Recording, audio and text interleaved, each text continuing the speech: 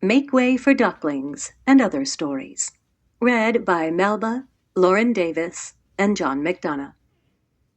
Make Way for Ducklings by Robert McCluskey.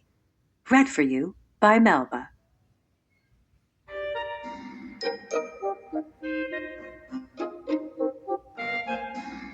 Mr. and Mrs. Mallard were looking for a place to live, but every time Mr. Mallard saw what looked like a nice place, Mrs. Mallard said it was no good. There were sure to be foxes in the woods or turtles in the water, and she was not going to raise a family where there might be foxes or turtles. So they flew on and on. When they got to Boston, they felt too tired to fly any further. There was a nice pond in the public garden with a little island on it. "The very place to spend the night," quacked Mr. Mallard. So down they flapped. Next morning they fished for their breakfast in the mud at the bottom of the pond. But they didn't find much. Just as they were getting ready to start on their way, a strange, enormous bird came by. It was pushing a boat full of people, and there was a man sitting on its back. "Good morning," quacked Mr. Mallard, being polite. The big bird was too proud to answer, but the people on the boat threw peanuts into the water.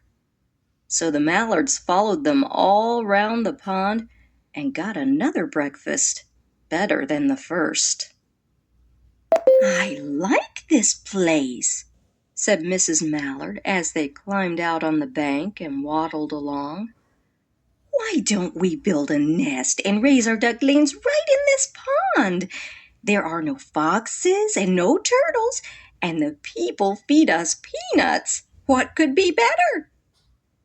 "Good," said Mr. Mallard, delighted that at last Mrs. Mallard had found a place that suited her. But "Look out!" squawked Mrs. Mallard all of a dither. "You'll get run over."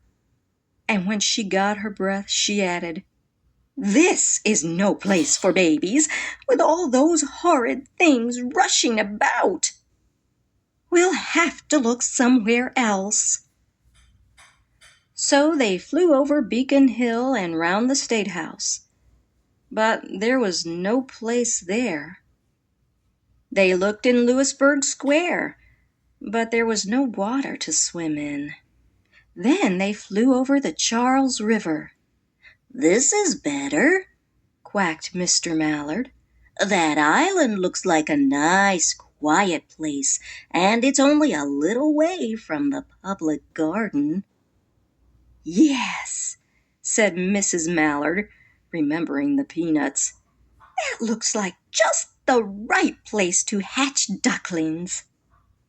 So they chose a cozy spot among the bushes near the water and settled down to build their nest. And only just in time, for now they were beginning to molt. All their old wing feathers started to drop out, and they would not be able to fly again until the new ones grew in. But of course they could swim, and one day they swam over to the park on the river bank, and there they met a policeman called Michael. Michael fed them peanuts, and after that the Mallards called on Michael every day. After Mrs. Mallard had laid 8 eggs in the nest, she couldn't go to visit Michael any more because she had to sit on the eggs to keep them warm. She moved off the nest only to get a drink of water or to have her lunch or to count the eggs and make sure they were all there. One day the ducklings hatched out. First came Jack, then Cack, and then Lack, then Mack, and Knack, and Whack, and Pack, and Quack. Mr. and Mrs. Mallard were bursting with pride. It was a great responsibility taking care of so many ducklings, and it kept them very busy. One day, Mr. Mallard decided he'd like to take a trip to see what the rest of the river was like further on. So off he set. "I'll meet you in a week in the public garden," he quacked over his shoulder. "Take good care of the ducklings." "Don't you worry," said Mrs. Mallard. "I know all about bringing up children." And she did. She taught them how to swim and dive. She taught them to walk in a line, to come when they were called, and to keep a safe distance from bikes and scooters and other things with wheels. When at last she felt perfectly satisfied with them, she said one morning, "Come along, children, follow me." Before you could wink an eyelash, Jack, Cack, Lack, Mack, Knack, Whack, Pack, and Quack fell into line just as they had been taught. Mrs. Mallard led the way into the water, and they swam behind her to the opposite bank. There they waded ashore and waddled along till they came to the highway. Mrs. Mallard stepped out to cross the road. "Honk, honk," went the horns on the speeding cars. "Whack," went Mrs. Mallard as she tumbled back again. "Whack, whack, whack, whack," went Jack, Cack, Lack, Mack, Knack, Whack, Pack, and Quack, just as loud as their little quackers could quack. The cars kept speeding by and honking, and Mrs. Mallard and the ducklings kept right on quack, quack, quacking. They made such a noise that Michael came running, waving his arms and blowing his whistle. He planted himself in the center of the road, raised one hand to stop the traffic, and then beckoned with the other, the way policemen do, for Mrs. Mallard to cross over. As soon as Mrs. Mallard and the ducklings were safe on the other side and on their way down Mount Vernon Street, Michael rushed back to his police booth. He called Clancy at headquarters and said, "There's a family of ducks walking down the street." Clancy said, "Family of what?" "Ducks," yelled Michael.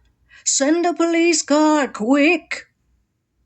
Meanwhile, Mrs. Mallard had reached the corner bookshop and turned into Charles Street, with Jack, Cack, Lack, Mack, Knack, Whack, Pack, and Quack all marching in line behind her. Everyone stared. An old lady from Beacon Hill said, "Isn't it amazing?" And the man who swept the streets said, "Well now, ain't that nice?" And when Mrs. Mallard heard them, she was so proud she tipped her nose in the air and walked along with an extra swing in her waddle. When they came to the corner of Beacon Street, there was the police car with 4 policemen that Clancy had sent from headquarters. The policemen held back the traffic so Mrs. Mallard and the ducklings could march across the street, right on into the public garden. Inside the gate, they all turned round to say thank you to the policeman. The policeman smiled and waved goodbye. When they reached the pond and swam across to the little island, there was Mr. Mallard waiting for them just as he had promised. The ducklings liked the new island so much that they decided to live there. All day long they follow the swan boats and eat peanuts. And when night falls, they swim to their little island and go to sleep.